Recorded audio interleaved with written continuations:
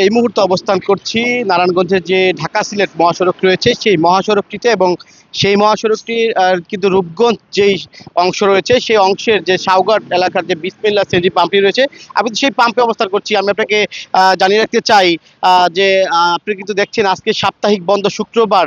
সেই শুক্রবার দিনও কিন্তু পর্যাপ্ত পরিমাণের কিন্তু গাড়ির কিন্তু উপচে পড়ার চাপ রয়েছে এই পাম্পটিতে। এবং আমি আপনাকে জানিয়ে রাখি যে দীর্ঘদিনের চলা যেই একটি গাড়ির তীব্র সংকট, সেই সংকটপূর্ণ মুহূর্তে কিন্তু আসলে এখনো কিন্তু সংকট কিন্তু সচল হয়ে ওঠেনি। এবং আমরা কিন্তু দেখছি যে এই পাম্পে কিন্তু গ্যাস দেওয়া হচ্ছে সিএনজিকে সর্বোচ্চ 50 থেকে 80 100 টাকা, এবং প্রাইভেট কারকে দেওয়া হচ্ছে 200 থেকে 250 টাকা, এবং বাস এবং ট্রাক লেগুনা যে যানবাহনগুলো রয়েছে তাদেরকে কিন্তু 500 থেকে 550 টাকার মতো গ্যাস দেওয়া হচ্ছে। তাই এটা কিন্তু এরকম একটা অবস্থা চলছে। এবং আপনাকে আমি আরেকটি বিষয় জানিয়ে রাখতে চাই যে আমরা কিন্তু ইতিমধ্যেই জানতে পেরেছি যে এই তীব্র গ্যাস সংকটটি কিন্তু কিছুদিনের মধ্যে সমাধান হবে, তবে সেটি কিন্তু আশ্বস্ত করছেন আমাকে পাম্প মালিকরা। তবে আমরা যেটি দেখছি যে ইতিপূর্বে কিন্তু এই ধরনের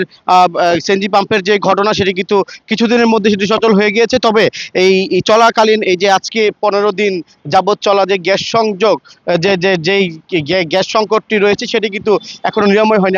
আপনাকে আরেকটি বিষয় জানিয়ে রাখতে চাই যে এই নারায়ণগঞ্জের রূপগঞ্জ উপজেলা কিন্তু একটি শিল্পাঞ্চল উপজেলা। এখানে প্রায় ছোট বড় মিলিয়ে গার্মেন্টস, পোশাক শিল্প এবং ড্রাইং ফ্যাক্টরি, টেক্সটাইল সহ, নিটিং অ্যান্ড ডাইং সহ কিন্তু প্রায় 900-র অধিক গার্মেন্টস রয়েছে। এবং আমি কিন্তু সেই গার্মেন্টস এলাকার যারা রয়েছে আমি তাদের সাথে কথা বলেছি। গার্মেন্টস মালিকরা কিন্তু আমাদেরকে জানিয়েছেন যে তারা কিন্তু তাদের এই গ্যাস সংকটের কারণে কিন্তু তারা কোনো প্রকার কোনোভাবেই কিন্তু তাদের গার্মেন্টস ফ্যাক্টরি কিন্তু আগের মতো সচল রাখতে পারছেন না।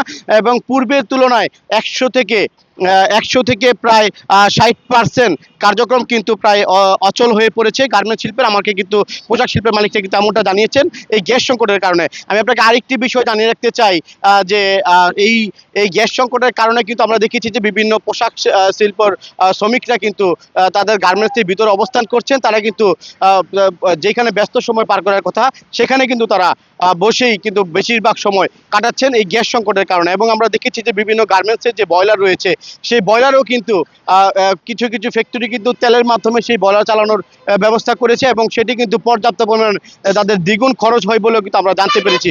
আমরা এখানে একটু কথা বলতে চাই এই পাম্পে একজন ড্রাইভারের সাথে যে আপনারা যে পাম্পে গ্যাস নিতে এসেছেন সেখানে কি পর্যাপ্ত পরিমাণে গ্যাস পাচ্ছেন কিনা, এবং সেই ভোগান্তিটা কতদিন যাবত আপনারা ভুগছেন, এবং আপনারা কত টাকার গ্যাস দিতে পারছেন, সেই গ্যাসে আপনাদের চলছে কিনা? এখন বর্তমানে আপনার যে গ্যাসের সংকট আছে এটা বিগত 15 থেকে 20 দিন ধরে চলতেছে। আপনার যে জায়গায় আমাদের 60 সিলিন্ডার আপনার 600, 650, 700 টাকার গ্যাস ঢোকার কথা, এই জায়গায় এখন আপনার 150 থেকে 200 টাকা সর্বোচ্চ গ্যাস, তাও যদি 120 প্রেসারে। ঠিক আছে, গ্যাসের জন্য আমাদের কালকে রাত্রে আমি গ্যাস নিতে গেছি, আপনার 10:30টায় সিরিয়াল ধরছি, আর গ্যাস নিয়ে বাসায় ঢুকছি 3:30 বাজে রাত্র। প্রত্যেকটা পাম্পে একই অবস্থা, কিন্তু ঢাকার বাইরে আরো বেশি খারাপ পরিস্থিতি বর্তমানে চলতেছে। ধন্যবাদ আপনাকে। আমরা কিন্তু একজন ড্রাইভারের সাথে কথা বললাম, তিনি কিন্তু জানিয়েছেন যে পাম্পের যে গ্যাস সংকটের অবস্থা। আমি আপনাকে আরেকটি বিষয় জানিয়ে রাখি, এই নারায়ণগঞ্জের রূপগঞ্জ উপজেলায় কিন্তু এই পেট্রোল পাম্প রয়েছে 4টি। এই 4টির মধ্যে কিন্তু 3টি পাম্পই গ্যাস সংকটের কারণে ইতিমধ্যে বন্ধ হয়ে গিয়েছে।